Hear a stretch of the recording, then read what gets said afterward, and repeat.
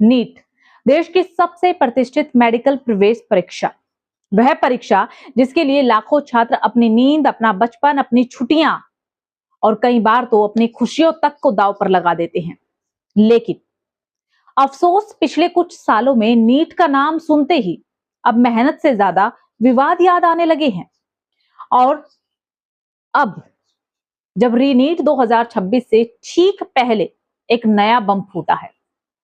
Telegram चैनलों पर दावा ये किया जा रहा है कि 21 जून को होने वाली परीक्षा का प्रश्न पत्र बिक रहा है। यानी कि देश का युवा किताबों में उत्तर ढूंढ रहा है और ठग टेलीग्राम पर शॉर्टकट बेच रहे हैं। सबसे बड़ा सवाल ये नहीं है कि पेपर लीक हुआ या फिर नहीं। सबसे बड़ा सवाल ये है कि आखिर हर बड़ी परीक्षा से पहले ये पेपर बेचने वाले गिद्ध कहां से आ जाते हैं? कौन है ये लोग जो छात्रों के सपनों को अपनी दुकान बनाकर बेच चुके हैं? और क्यों हर बार प्रतियोगी परीक्षाओं के आसपास एक ऐसा माहौल खड़ा कर दिया जाता है कि मेहनत करने वाला छात्र खुद को मूर्ख समझने लगे? रीनीट की तारीख नजदीक आते ही सोशल मीडिया पर कई स्क्रीनशॉट्स जो हैं वो वायरल होने लगते हैं, इधर से उधर फॉरवर्ड किए जाते हैं। टेलीग्राम के कुछ चैनलों ने तो ये दावा कर डाला है कि उनके पास असली प्रश्न पत्र है। कहीं लाखों रुपए मांगे जा रहे हैं, कहीं पर एडवांस पेमेंट के बदले सफलता की गारंटी तक दी जा रही थी। कुछ चैनलों ने तो ऐसे पोस्ट तक डाले हैं जैसे कि वे किसी गुप्त सरकारी तिजोरी की चाबी बेच रहे हों। हकीकत यह है कि ये सिर्फ पेपर बेचने का खेल नहीं है, ये डर बेचने का कारोबार है। ये उन बच्चों की बेचैनी बेचने का कारोबार है जो पिछले कई महीनों से या फिर यूं कहें कि कई सालों से किताबों में सिर खपाए बैठे हैं, दिन रात मेहनत कर रहे हैं। ये उन माता पिता की मजबूरी बेचने का कारोबार है जिन्होंने कोचिंग, हॉस्टल्स और पढ़ाई पर लाखों रुपए खर्च किए हैं।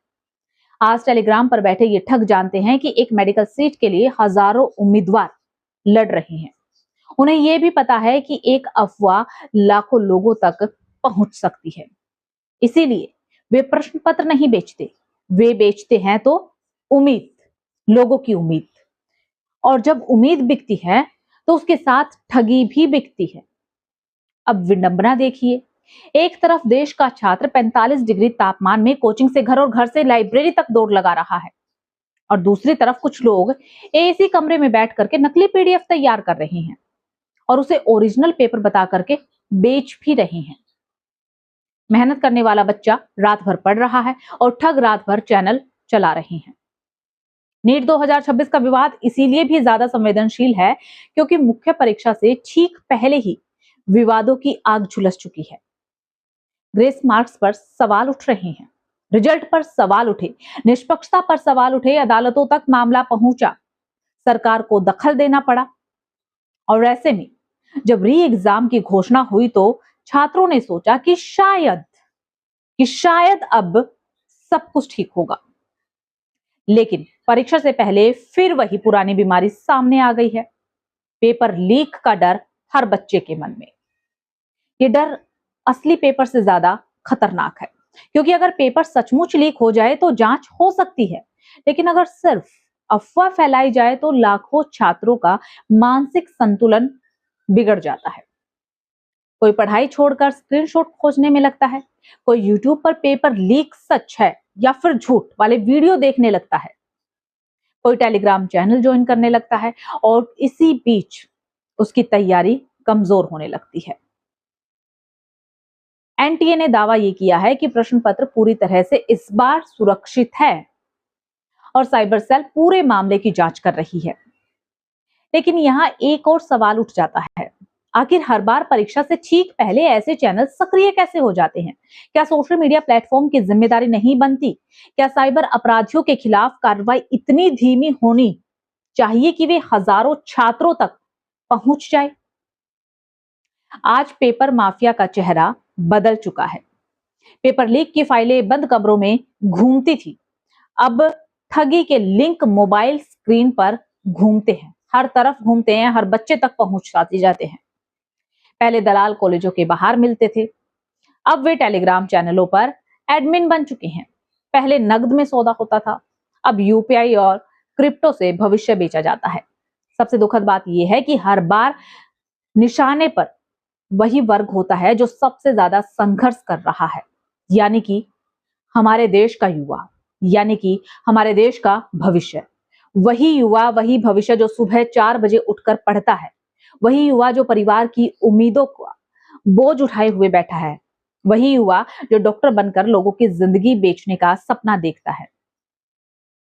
लेकिन कुछ डिजिटल ठगों ने उसके सपनों का भी स्क्रीनशॉट ले लिया है और अब उनके सपनों को मार्केट बना दिया है।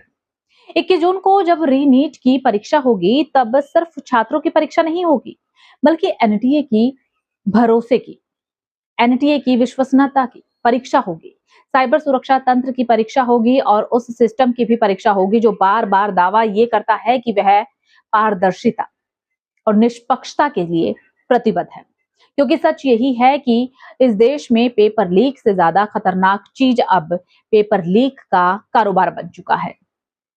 और जब तक इस कारोबार के सौदागर सलाखों के पीछे नहीं पहुंचेंगे, तब तक हर एक नई परीक्षा से ठीक पहले एक नया टेलीग्राम चैनल पैदा होगा, एक नई अफवाह फैलेगी, एक नया ठग करोड़ों कमाएगा और लाखों छात्रों का भरोसा फिर एक बार कटघरे में जाकर खड़ा होगा।